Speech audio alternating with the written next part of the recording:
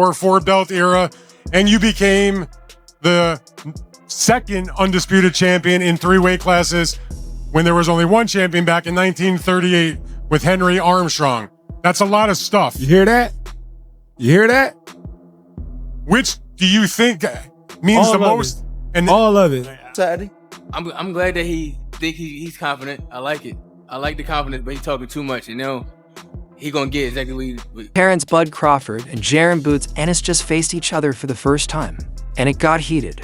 What started as a calm sit-down turned into a tense verbal war that shook the boxing world. To champions, to generations, and for the first time, Crawford didn't smile. Boots fired first, calling Crawford the old guard afraid to pass the torch. Crawford snapped right back. Cameras caught every second, and fans went wild. Within minutes, Twitter, podcast, and fight forums exploded. Everyone's asking, is this the next big super fight? Because this wasn't a friendly chat, this was a storm brewing between boxing's king and the man chasing his crown. Let's break down exactly what went down and how this interview just lit the fuse. For the next mega fight, Crawford, fresh off his dominant win over Canelo Alvarez, was talking legacy, greatness, and what comes next. And I'm gonna get a lot of too, but honestly, there could be the way where you put Crawford over Mayweather.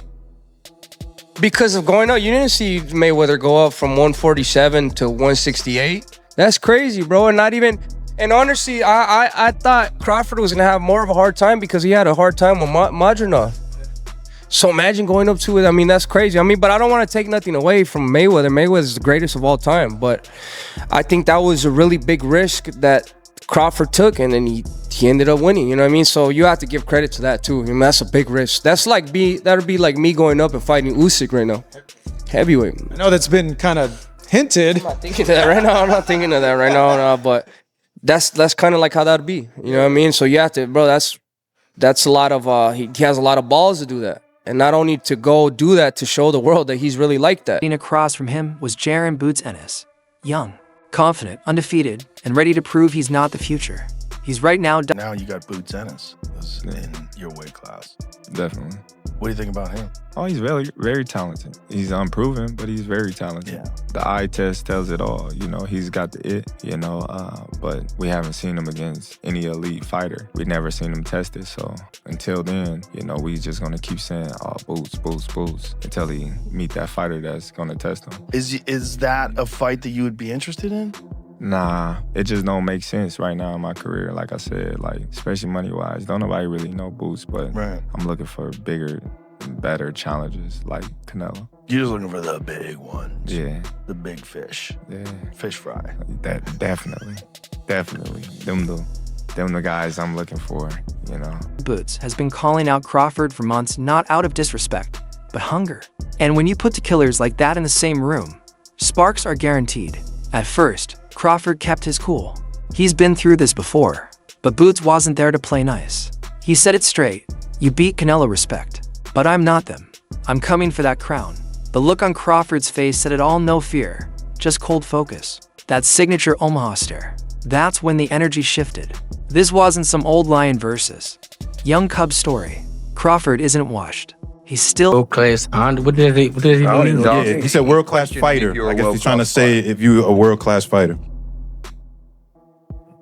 Sign a contract.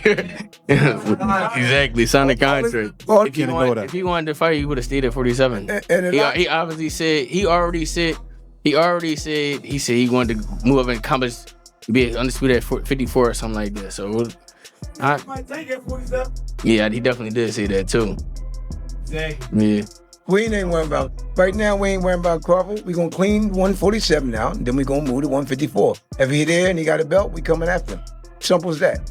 After destroying Errol Spence Jr., outclassing Israel Madrimov, and embarrassing Canelo Alvarez to weight classes up, Bud's resume looks untouchable. He's the first fighter ever to become undisputed in 3 different weight divisions. 42 fights, 0 losses, 31 knockouts.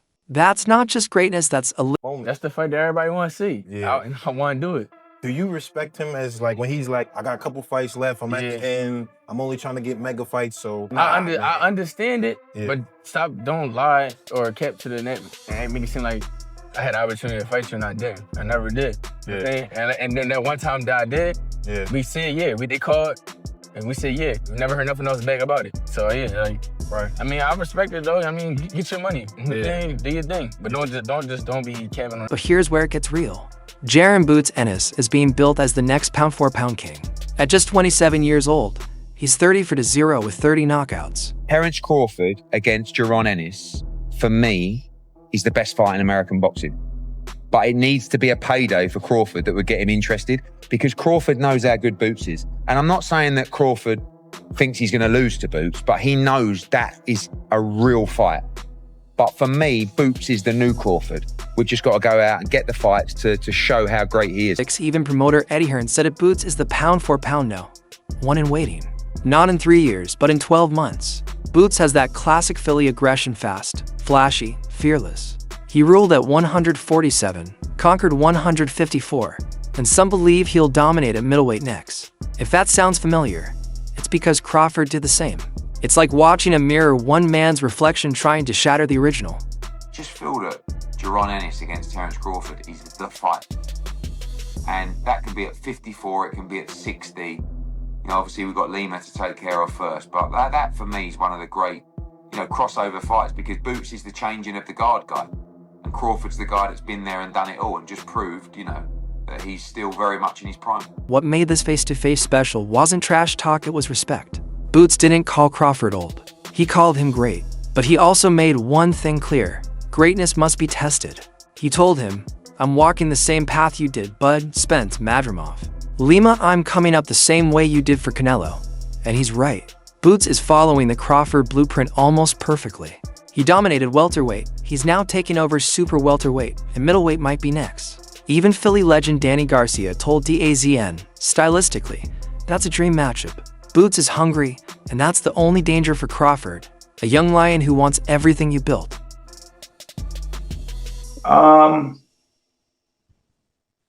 That's a good fight. That's definitely up there. It's definitely up there. Probably at middleweight or something. That's like a vacant belt. That's definitely up there. That's definitely a big fight. Probably Shakur and Tank too, maybe. That's like right on scene. But yeah, that's that. He might not be lying. That might be the biggest fight. And Crawford heard that. His eyes said everything, that familiar look he gave Spence and Canelo.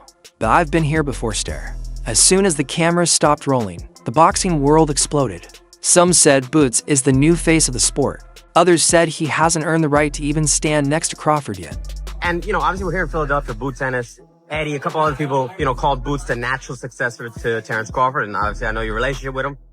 Do you feel that high on Boots as well, or? Hell yeah, I think Boots is a hell of a fighter. I don't know about the natural sensation, whatever that is to Terence Crawford. I think Boots is his own fighter, Terence his own fighter. But I think they both hell of a fighters. I've been around Boots for years, and he's the truth. And last one for me, I'll let you go. Obviously, everyone's talking about a potential fight, you and Teofimo. Is there any updates to that? I mean, is that something that you are looking towards?